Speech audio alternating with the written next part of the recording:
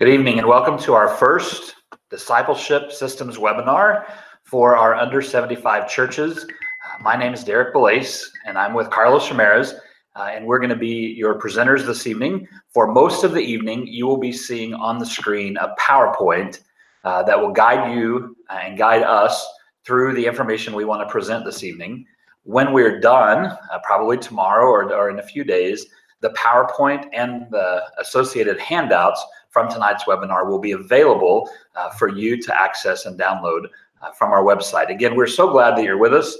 We're going to walk through this evening some information in the beginning about discipleship systems, about mission insight, and then about some obstacles to creation. So let's get started with the work we have to do this evening, and that'll get us going very well along our way tonight to get started. So again, you'll see what we're working on the screen in front of you, and we're just getting that going here so that I can control it.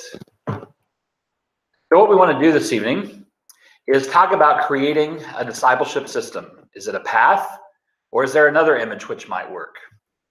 We're going to talk about using mission insight for your discipleship pathway and evangelism work, and Carlos Ramirez, who's with me, is going to take us through that.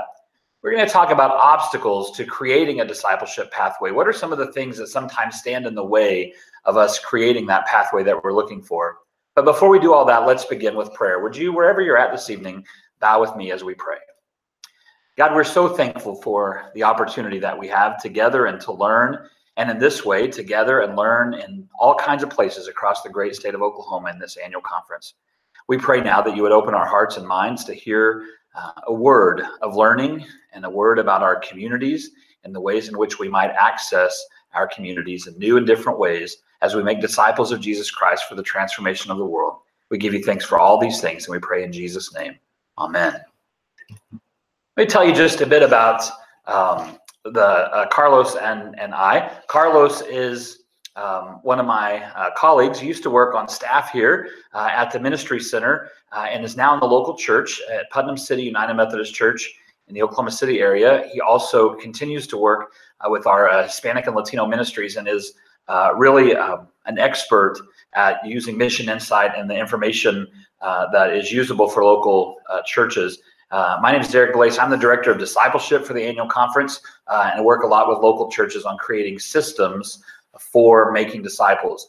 You can email questions during the webinar this evening to my email, dbelase@okumc.org, or you can text me at 405-714-1554. Either way will work. And when we get to the end of the presentation this evening, we'll answer as many questions as we can. If they don't all come in at the same time and we can answer the questions back to you by email, we will do that as well during the week. So let's begin this evening with this is a quote from Junius Dotson, who is the General Secretary of Discipleship Ministries. And whenever he unveiled the See All the People initiative, he reminded us that our focus must move away from fixing churches toward making and growing disciples. So what we're going to talk about this evening is not about how to fix your church, but it is about how to help the people who are in your church and those who are outside of your church who may not know you and you may not know them yet to grow into faithful disciples of Jesus Christ who transform the world. So we won't be talking much about the kind of ins and outs of what happens in your local church, but we'll be talking about intentional and intentionality around making disciples. So let me tell you a bit about the way that we sometimes think about it. We've been using this phrase in the annual conference to create a discipleship pathway for your local church. Even in the pastor profile, the local church profile this year, you were asked to describe your pathway for making disciples in your local church. And many churches that worship under 75, as many of you who are joining this webinar this evening do, found that that kind of linear process was not exactly helpful for your local church. You'll know that we offered a workshop at annual conference specifically around this church size. I led that, and we tried to introduce you to some various ways of looking at that. The question is discipleship linear? Does everyone join at the same time, at the same way, and into the same process? And of course, the answer is no. And for many of you in smaller membership churches, you find that people come in maybe only 1 or 2 a year into your church.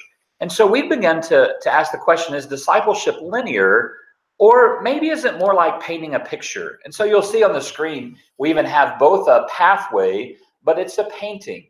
And if I was to ask even the three people who are in this room this evening, how they would paint that picture using, say, the various inputs of paint and color and the canvas, we might all come up with it in a little bit different way. My suspicion is in your local church, that's more like what it is to make disciples. That it is not creating a linear pathway, but it is probably much more of a process that looks like painting a picture. Maybe it's both, that what you're painting is indeed a pathway for people to follow, that what you're trying to describe to them is what a disciple of Jesus Christ looks like. You're trying to paint a picture for them of what it looks like. And what the pathway or the painting or whatever this intentional process is to help you be able to say to people in your church, here's how you can take the next step in following Jesus Christ for the transformation of the world in their own lives. So I ask you this evening, which image works best for you as you think about making disciples and reaching your community? There's probably not only one image that works, and you may think of other metaphors that work. But as you think about this process, this intentional process of making disciples, I want to encourage you to think not only as a straight linear path, but to begin to think that maybe it's more like painting a picture. Here's what a disciple looks like. And we'll know what it looks like when we've all painted the picture. So what we want to do this evening, in the middle part of this webinar, is to give some time to telling you about Mission Insight, which is a demographic tool that the annual conference offers to all of our local churches so that you can access information about the people that live in your community. Not only those who go to your church who you already know, but those who live in your community. And how the things, the tools that Mission Insight gives you helps to begin to help you paint this picture of making disciples in the communities in which you live. And so I want to turn to my friend Carlos Ramirez, who's going to talk through the next 20 or so minutes about exactly how this might work in your local church. Hello, everybody. As Derrek was saying, my name is Carlos Ramirez, and I've been doing a lot of work with Mission Insight for many churches and friends, and so I will be happy to help. And if you need any further instruction or any further thing that will not be covered today, I'll be happy to help you. You can contact Derrek, or you can just email me at revmcramirez@gmail.com. Again, RevMC Ramirez, RAMIREZ @gmail.com. And I'll be happy to guide you into this process. It sometimes takes a little longer to figure this out, but if you play with it, you get proficient in it. So anyway, as Derrek was saying, Mission Insight is a platform, a demographic platform that our conference provides for all churches in our conference. If you do not know your information, how to access it, you can contact Reverend Chris Tiger. He is the administrator, and he can give you your password and your username. You can contact him at ctiger@okumc.org, or just call the conference office at 405-530-2000, and just ask to speak with Pastor Chris Tiger, and he can give you all the information that you need to access Mission Insight. So anyway, once you are in Mission Insight, this is how it looks like. And again, you have a lot of stuff, but I'm just going to go through the basics. And more than telling you how, this is all the possibilities that you can do with this tool as you think about discipleship pathways and as you think of evangelism in your area. So anyway, the first one, the first time is if you go, we're going to go back. If you see those tools, if you click on tools on your left side corner, it's going to be a drop-down menu, and you can then decide what kind of tool you want to use or what kind of report you want. If you want a radius, which is going to give you from 1 mile up to 10 miles or so, so it's going to be a big circle around your church. You have to put your address. of your church and or any other place around that you want to do a radius, or a polygon. Now, which one should you do? I think that if you have a good sense of what your mission field is, where is the people that you want to reach, or where do you people live, do a polygon. A polygon means that you get to draw your borders to the south, to the north, to the east, to the west. But if you are not sure what your mission area is, you can start with a radius and then move into a polygon. All right. So that is how I have done it before with other people that have asked me to do this. So we start with a 10-mile radius, which is very broad, and then start to narrow it down, and then go to 1-mile radius, and then actually go to a polygon. And so let me show you how a polygon looks like. This is my mission field of my current local church. So to the north, if you're familiar with Oklahoma City, it's Northwest Expressway. To the west is Rockwell. To the south, Northwest 23rd, and to the east is Hefner Parkway. So anyway, this is just an example, and again, this is something that I have done over the last 4 months in my own church. So again, I try to narrow down, and this is what we are working on as our missional area. And again, you can have some pointers or landmarks that you want to use as your polygon. And again, I recommend these once you know where, or you have the, think about what your mission area is, so that you can start having more concrete and more specific information that you may have. Before you go any further, Carlos, do you have information that would help churches in determining if they don't use a radius and they don't have a sense of what they're wanting to look like? What's the kind of first step in determining how they might begin to draw the polygon? Right, that's a good question. I have done many ways.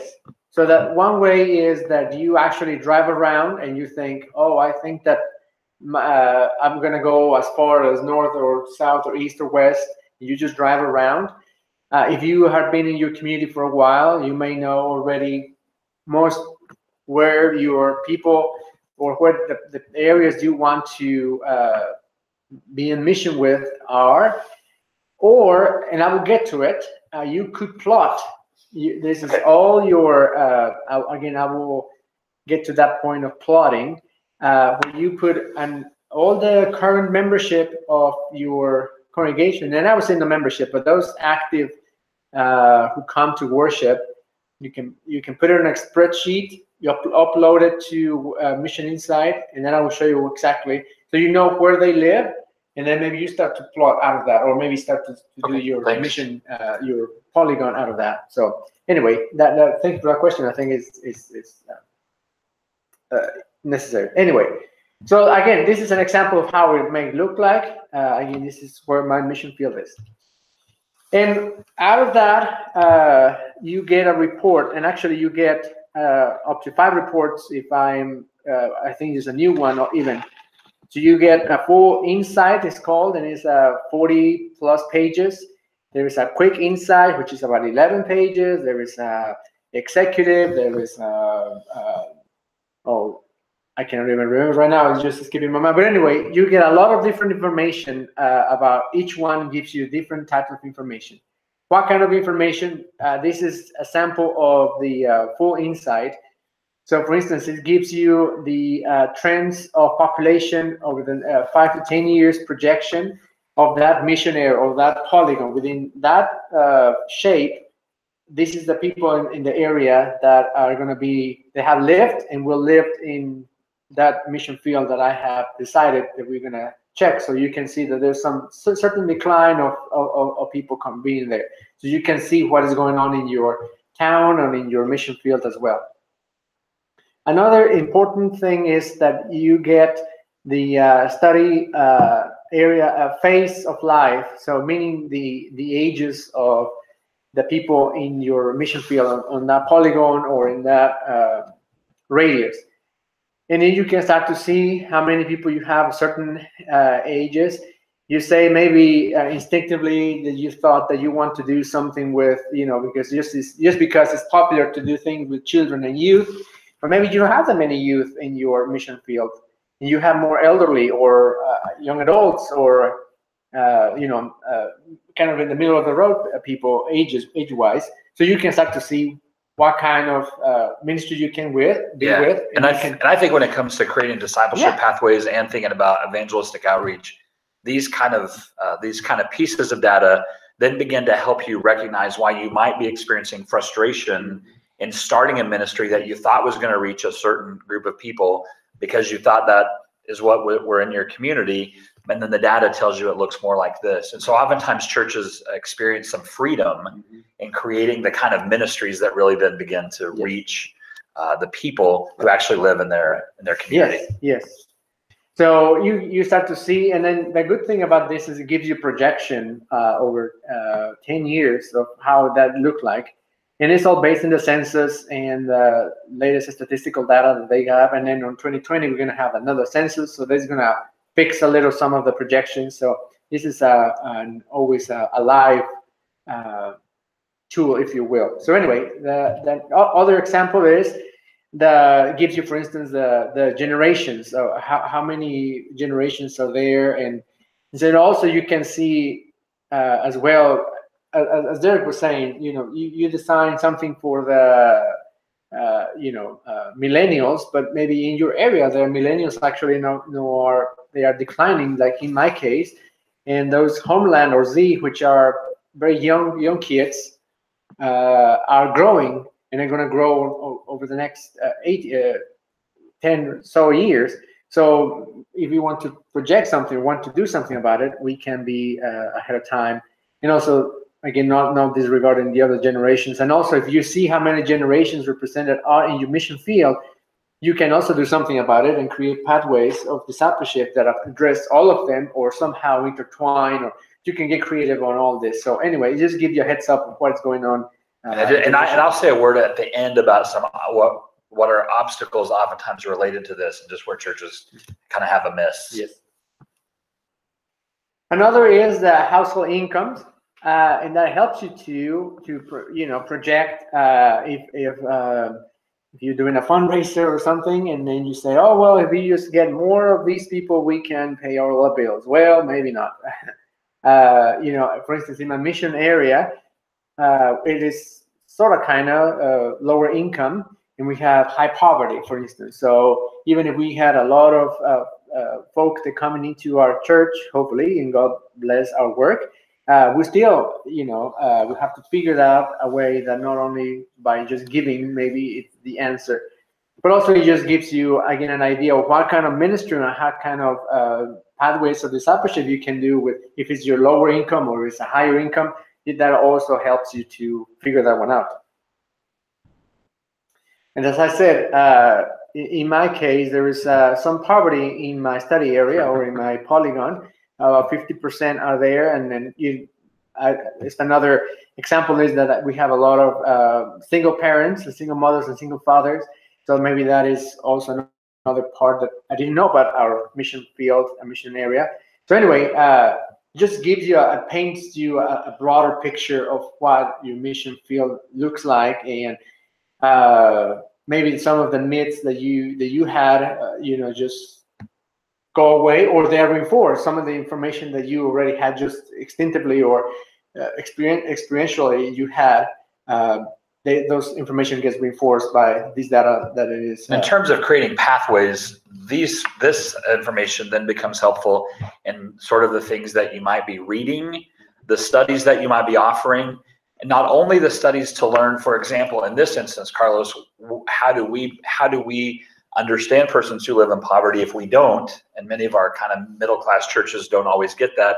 But also, what might you be able to offer to your community that they might not be getting anywhere else? So a lot of churches, for example, offer things around financial management because of something they find out here. Yes. But you alternatively might find that you're offering that and you don't have people that live in poverty or have that need, or maybe it's second language, English as a second language, or what. So again, you often find ways not only to figure out how your church can begin to understand its mission field better, but also what you might offer in the mission field for making disciples. Yes, definitely. And as Derrek was saying about English as second language, these reports also give you the racial and ethnic trends and makeup of the community that you have selected as your mission field. And in my case, you can see that our mission field is quite diverse. It may not be that in your case, me as diverse, but maybe the culture is, as we were discussing, maybe lower income. Maybe you have you live in an area with a lot of Native Americans, or a lot of Hispanics or growing Hispanics, African Americans. So it depends on your mission area, but don't think also only on racial, but also on income wise. That is just even another culture in itself. So anyway, just be aware of that, and you may have, if you have a lot of this, for instance, a lot of Spanish-speaking people in your school, is another good assessment. Your school, and Bishop Nunn has been asking us and pushing that we create a partnership with our schools, and I think that there's another thermometer, another barometer, if you will, to know where our church is and how is our community doing, and where to design a polygon. It is, if we go to school, and if you have a lot of children who parents do not speak English, there's another possibility of pathway of discipleship or evangelism. Yeah, and actually, when you were talking about the polygon earlier, one of the things I thought about is how some of our churches in this under 75 category might be smart to draw their school district as their polygon. So to look at what the school district line boundaries are in terms of that, because there might be some things that you don't know about that. For example, if your school district's a bit bigger than maybe your town or even the boundaries of your town. So to use the school district boundaries might be really helpful. Yeah. We find in some of our, just many of you who are tuning in or maybe watch this when it's recorded will know that there's a long distance between some of our churches, and all those kids go to school somewhere. And so the school district boundaries may be helpful thing to look at. Yes. Yeah. Or even if you already have some sort of partnership with a school, you may want to include that in your polygon. Yes. Because if you're already in a partnership with them somehow. And the other excellent tool that these reports give you is the mosaic lifestyle segmentation types, and that's kind of a mouthful. But what it is the psychometrics. In other words, is if you have bought something on Amazon.com sometime, and when you buy something and you pay for it, they give you buyers who got this, they also got this, and because they know the trends and they know what you buy and how often you buy stuff, so you create a statistical analysis and all that kind of stuff that kind of predicts what you will like or want next. So this is basically the same thing. This all that information given to us for free, which is very expensive in other places to get. We got it here for free. So anyway, on your left side, you will see those numbers: L42 blue sky boomers, or J34 autumn years, or 051 single star stars. And you're thinking, what in the world does that mean? Well, if you keep going, I will show you how to get to it. If you go to the Help tab on your Mission Insight, kind of in the middle of the screen, you go to Documents, and you click on Mosaic USA Group Segment Descriptions by Experian.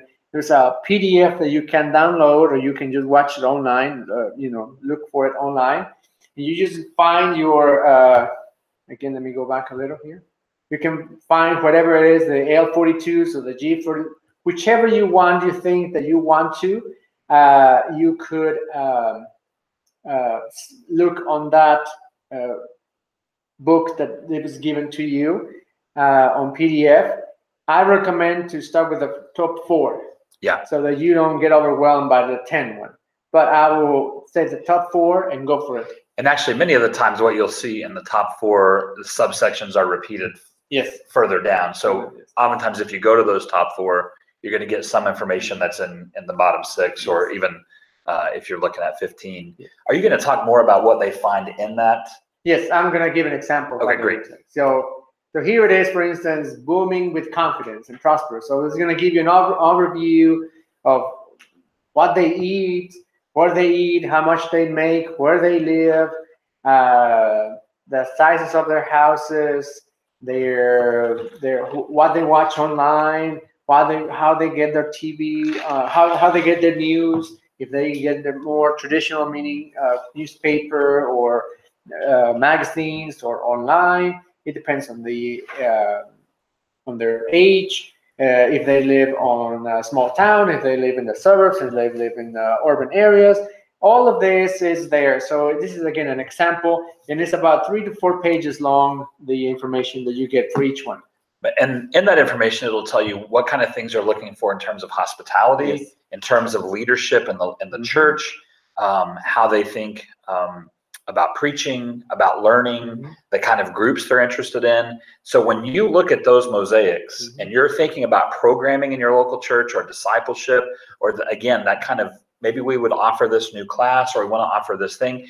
When you begin to look at who's present in your community, then all of a sudden you'll see the way they like to learn. Do they like to come to classes during the week? Do they want short term? Do they want long term? If you're trying to decide whether we offer 32-week disciple or 5 3-week Bible studies, you'll get some information about them. It doesn't always hold true for every single person, but nothing does. No kind of information we have. But it's the closest we have to get you information about creating pathways that would reach people who live in your community. It's the best kind of information we have to get you connected as close to your community as we can. Yes. And then this is a little tool that I have developed personally, and this is not necessarily mine. I made it, but I adapted I went to a seminar regarding marketing, and they talked about a marketing persona. And what they did is you take this information about, the psychometrics or this mosaic ones, and you imagine one person, you imagine a person, and you give him or her an age, gender, a name, an educational level, income level, ethnic group, if it's married, where does they live, how many children or grandchildren, what they do for fun, their political views, where do they get their news, what kind of technology do they use, where do they shop, what is the most important for them, if they're religious or not. And then I start to ask the question, how do you engage with these people that you are making up? And then there's another one that, how would you build, what kind of things in your building, attitudes, people, ministries will be kind of obstacle for him or her. What things in your church, building, people, attitudes, and ministries will be attractive for him or her. What would in the church need to change for him or her feel welcomed? What would the church need to keep to feel for him or her feel welcome? And what ministry would you start or focus on to reach him or her? So anyway, if you do this ministry persona for your top 4, and then you decide, I'm going to go for the Susies of our mission field that are in the 20s, and they are single parents and they live in apartments. That is one way to do it. And let me just give an example. We went to this church outside of Tulsa, and we did this type of exercise. And they call the person Brittany. And Brittany was a single mother with children, obviously, that lived in apartments that have a lower income. And they said that is what we want to minister them. So what did they did? They already had an after-school program, but they enhanced that to start offering hospitality. And then they offer a meal on Wednesday nights, and then now it's becoming a family night.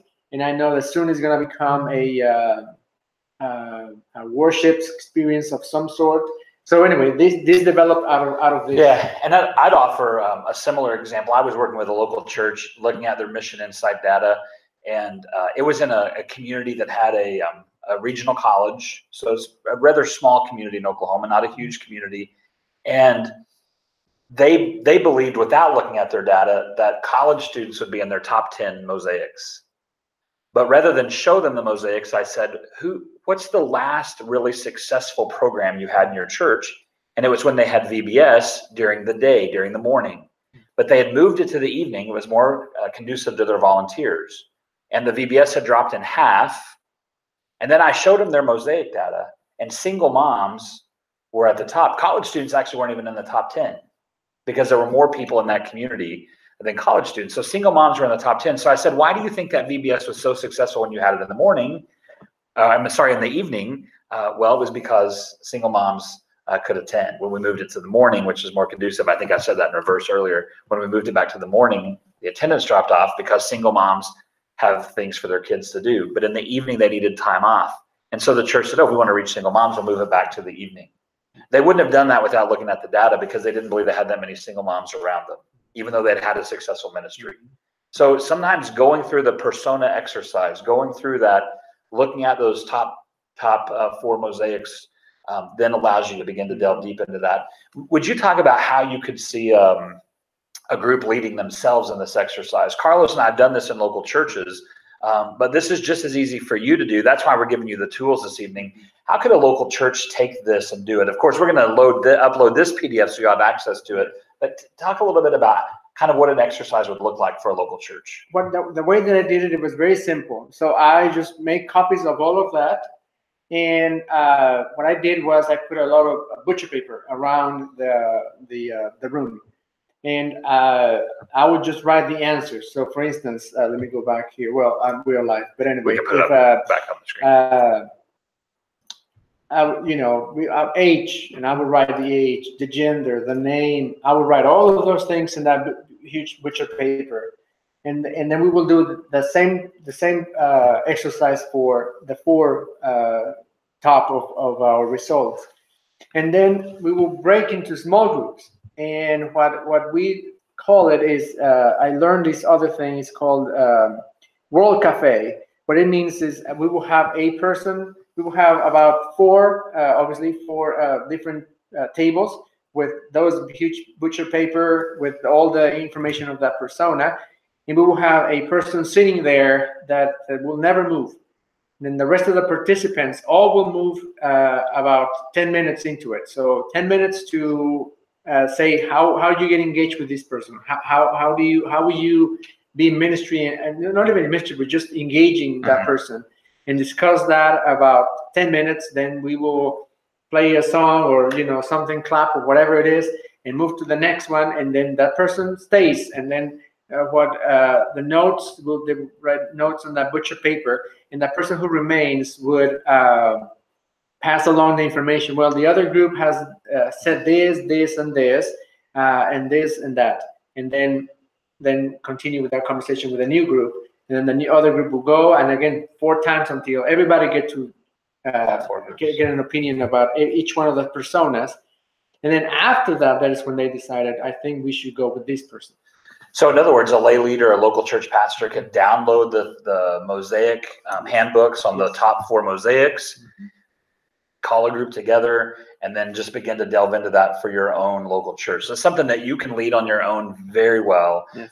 It's a great exercise of half a day on a Sunday afternoon or a Saturday, and you would begin to see kind of who's in our community, what kind of things they're looking for. And of course, I always say in church does an inventory. What are we already doing? What can we enhance? And then what do we need to improve or add? Right. And again, it will be well attended or best attended if you give some food. Always food. So anyway, and as I was saying at the beginning, plotting helps a lot to determine your mission field. So what you do is go to on the right hand side, you see plotting. Just click in there, and it's gonna show you these. I'm sorry. Go to tools. Sorry, to the left corner on your screen. Tools on the top side. It says tools. You click in there, and there's this drop menu is gonna appear. Go to import congregants. You click in there, and it's gonna give you this screen. And you see download template for congregant plot. So just click on there, and then Excel spreadsheet is gonna drop or download to your computer. One thing, do not mess with it. Use the format that the Mission Insight gives you. So just input the information that you need. There's a lot of information that you can put, like how many years have they members, that they're baptized, and so on and so forth. You don't have to do all that. You just have to put their names, their address, and their city where they live. And make sure when you do address, obviously this probably goes without saying, it's got to be a physical address or it can't be. Right. We have communities that are heavily into PO boxes. We have some that have like neighborhood mail units.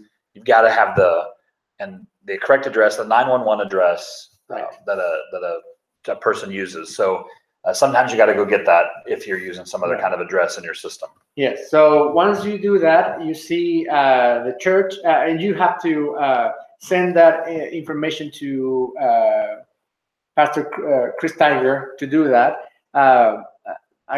Because I have some, because I do this for churches and for our Hispanic Latino ministry, I can upload it, but you couldn't. You have to send that information, email it to Pastor Chris Tiger. He will upload it for you. And once you upload it, this is how it looks like. So you go to, let me go back here so you can see it where. Now on the right-hand side, you see plotting. You will click in there. You will click a single church, and there's a drop-down menu. And then you just find your church, the name of your church, and this is how it's gonna. Once you have done it, this is how it looked like. So this is again an example of where my congregants live. So if you remember my mission field, it kind of resembles where my people live. And to be honest with you, we are thinking even to expand it a little bit to the west and a little bit to the south, because you can see that, if you're not familiar with Oklahoma City, but they go south of Northwest 23rd and west of Rockwell. But anyway, all this to say is that once you know this, again, you can modify your mission field, or you can expand it, reduce it, whatever. But another thing about discipleship is you start to see clusters of dots. And then maybe another way is we are starting to think about what it looks like to have small groups on houses in those clusters around. So in rural areas, sometimes it's good to have clusters and then just use them as yes. And for congregate plotting, in terms of creating a discipleship system or being intentional about discipleship, the congregate plotting is very helpful, because again, oftentimes we use anecdotes. We have a sense of where people live in our communities, but we don't always realize how close they live together, or where we have a cluster of people, so that even if your church wanted to do something like pass out information in neighborhoods door to door. We still have churches that do that. And I highly encourage you to create relationships with people. You begin to get a sense of where you have people, so that if you're saying, we would like to target this neighborhood, you might realize that you've got 10 or 12 people that live there. Nobody has to do too much. When the Home for Christmas initiative was happening, one of the ways that happened was really door to door and blanketing whole communities to tell them, come to church on Christmas Eve and come to the United Methodist Church. Many of our churches were the only church doing Christmas Eve. This is a kind of tool that becomes helpful for that. You can really begin to say, here's where we want this to happen. It's also very easy. So you get a map of where your people live, and someone else does the work for you. And that's one of the great parts about this tool that the conference subscribes to for our churches. But in terms of discipleship, you want to start small groups, or you want to ask people to do something in their neighborhood. This is the way you begin to find out, well, where would we do that? Or where would we start? We're not going to start everywhere, but where are some of the places that would be logical to do that? Right. And then once you know this, you can also do another polygon, a smaller one, for a specific area that you want to target. Let's say you want to start, you have a large target on a particular area where you can do a whole study area or a mini mission field on just about that. Yeah, if you were using this, like let's say, for example, that you took one of these clusters and decided to create a new polygon, and then you realize that what you have living there are some really solid grandparents. Like they're really, really wonderful, nurturing people. and are all around them. They haven't left the neighborhood, but all around them are young families, and you're wanting to get families into your church.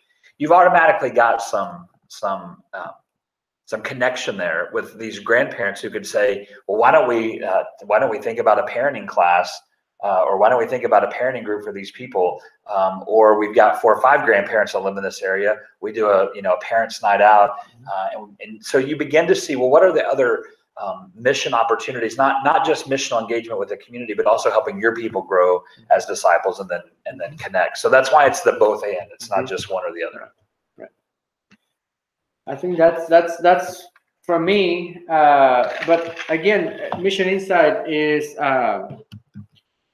It is a never-ending tool, and I would recommend you and encourage you to just dive into it and don't be scared. And again, if you need help, just rewind this, know where my email is, or contact Derrek, and he can contact me, and I will be happy, and Derrek and I will be happy to help you as much as we can. Yeah, and following this webinar, we'll put up on the website the information, Chris Tiger's information, Carlos' information, mine, so that you can access that. We'll also give you the easy link directly to Mission Insight. But if you go to okumc.org/discipleship, that's where you'll find all the information about systems, all the information we're collecting, and links to all of these things that we're talking about tonight. I wanted just to finish this webinar by giving you just a sense of what we're starting to pick up as I talk to local churches who are doing this work. They're trying to be more intentional. They're trying to create discipleship pathways. They're answering the questions this year, even if they haven't thought about it before. They're answering questions on their local church and pastor profile about being more intentional, creating a pathway. And these are some of the obstacles that I've at least heard in consulting with churches, or things that I've seen. And I just wanted to go over a few of them with you this evening, so that you might get a sense as you think about yours. The first one is this: you just create something that's too complex. The discipleship system, pathway, or picture that you paint, it can be very simple. It just needs to describe what you offer and how people can get engaged and how they can take the next step in following Jesus. So if it's the Sunday school class that's been meeting for many, many years, and a new person comes and they don't know much about the Bible, that may not be the best place for them to enter, because it may not feel right to them. They may not get much out of it. And so you may need a couple places for new people to enter, but you don't need a complex system. You don't need something that's got lots of moving parts and the new member class every 6 months if you don't have 2 new members. I mean, for those churches that we're talking to tonight, under 75, you know what's happening in your context. So don't create a discipleship system or a pathway that's so complex you can't engage it. Just figure out, what are we doing? Take an inventory, as I encourage you at annual conference. What are we doing? And what's the next step we can take to be more faithful in helping our people follow Jesus? But don't create a complex system, especially one that you can't use. But the other obstacle that I'm really starting to notice is that it does, the systems, whatever they are, don't account for all ages. So they may have something for children or youth, but you've got adults of various ages and various stages in their life. You've got singles, you've got widows, you've got sometimes 2 generations of retired people we're starting to see, where people are retiring at 65 and their parents are living longer, and they're both in the church, and they really have different needs. So creating a system that doesn't account for all the different ages, that can be a problem. And then one of the big problems is people just simply don't know what you have to offer. So you may be offering a lot of good things and you believe that everybody knows what it is that you offer, but they don't.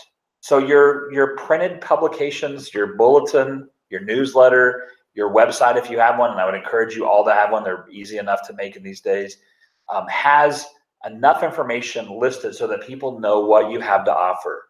And I've been to some churches recently that do a really good job of putting some little symbols next to them, so that if it's mission, it's got a symbol, if it's learning, if it's a meeting, but also to begin to publicize the things that you want people to be a part of, and not filling up your calendar with kind of all the committee meetings or things. Let people know about that information in one way, but to use the critical time that you have on Sunday morning and other places to really tell people this is what we offer. And if you're offering something new for an under 75 church, you may want the whole church to be a part of it. So if you offer a membership class a couple times a year, or a Methodism 101, that's kind of a way for people to enter in, you might just want everybody to be a part of it.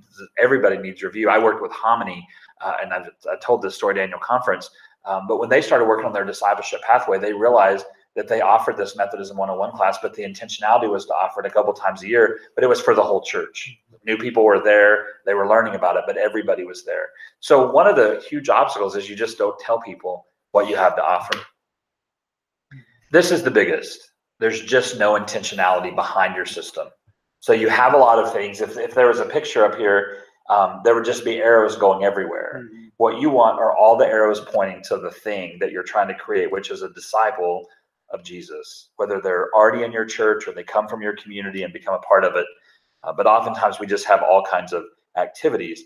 We joke around our office sometimes when we go to meetings, as I'll be doing tomorrow at staff meeting, and we sit down and we say, man, we've been busy for the Lord, but we don't really know exactly what that means.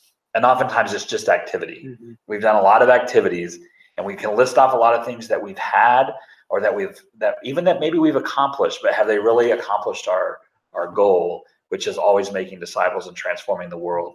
So the biggest thing that I see is that systems just don't have intentionality. They're doing a lot of things, but they're not doing the thing that connects them. One of the most intentional things that, of course, we believe you can do, and Carlos mentioned it earlier, and I think they're summarized really in three pretty simple steps, and that is create a relationship with your local school. Because when you do that, when you create a relationship with your local school, you begin to see your community in really new ways. Mm-hmm. You begin to see what it looks like, mm-hmm. that you didn't know. Mm-hmm. We offered you ways at annual conference, and they're still available to you, to create relationships with your first responders in your community. The reason that's important is because, one, you'll want them to come to your building when there's a problem, and so having a good relationship with them is good. But also, as we looked across the annual conference, and Carlos, when he was on our staff, did a lot of work around education, but we realized that not every church still has a school attached to it. Not every community still has a school. We've had consolidation and those sorts of things. But we do realize that almost every church has some either paid or rural or volunteer fire department, ambulance service, police department, sheriff's office close to them. And so we offered that Strength for Service as a way for you to be able to connect. And of course, those are still available. The annual conference offering is exhausted, but there are still, the books are still available, and you can order them at Strength for Service. And you can do that through the conference website or going to strengthforservice.org and ordering those. But I've heard the bishop talk about it, and I talk about it when I work with groups. I think it's the same kind of information that Carlos gives when he consults with groups, and that is you got to be able and willing to take the next step. What's the next step in your system? What does it look like to do the thing you're not yet doing? Don't try to take 2 or 3 steps. So even if you do all the information we talked about tonight, you look at all that whole body of mission insight data, it might be the one mosaic, that top one that you're not yet reaching, and you decide to focus on that. Mm-hmm. That's why that ministry persona exercise that Carlos worked us through is such a helpful one. What's the one next step you can take to help make disciples and transform the world? Let me just tell you a bit about a couple upcoming things that will be happening in the new year. So in February, all of our districts, Crossroads and Heartland, will be doing one. The other 6 districts will do their own. We'll be having the gatherings, and those are the formerly local church leader workshops that we stopped having a few years ago that we'll be having again.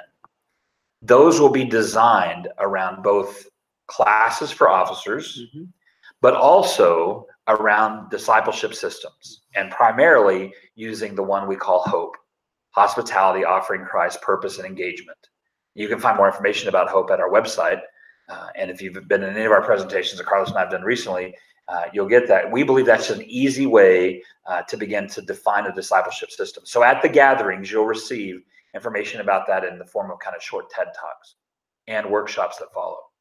The other thing that will happen in early and late April, is that Bishop Nunn will be the leader, the teacher this year for our regional small membership church workshops.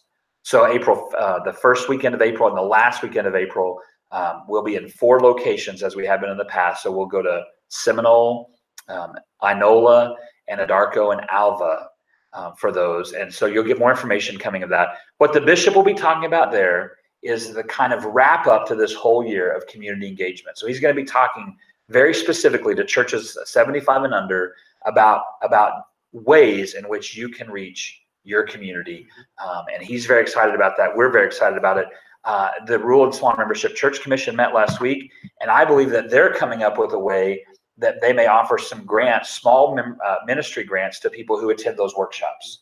And so if you come to one of those and get excited about something that you see there, then there'll be ways for you to actually get some resources to help you do your ministry. So we hope this webinar has been helpful. I'm checking my email and my text. We don't have a lot of questions coming in, and that's fine. We've got this live this evening, but it's also being recorded. It'll be on our website. If there's something that you saw this evening that you want to go back, you'll be able to do that. You can pull out chunks of this and use it as training in your local church settings, or you can email us anytime with questions. We are more than happy to be a resource to your local church. These kind of things are made possible by your apportionment dollars, pay for my office and Discipleship Ministries, and pays for our Office of Communication and our Communication Ministry, headed by Reverend Dr. Joe Harris, who's our conference secretary and assistant to the bishop.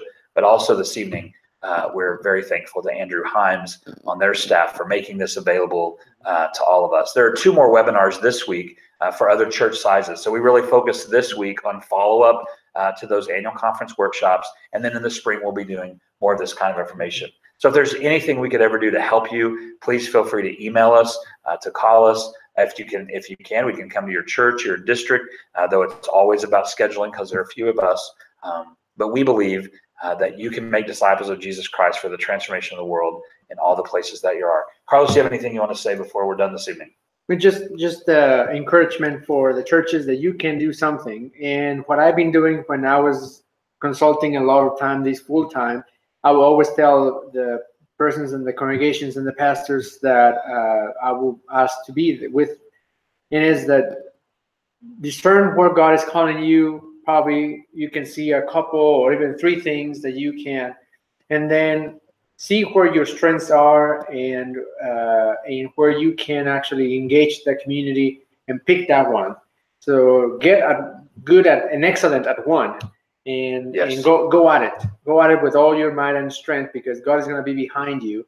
And I would say don't try to do many, because then it's a shotgun thing, and sometimes not much thing. Most of our churches have the capacity, and no matter their church, no matter their size. If you go to 1,000 member church, it's the same thing.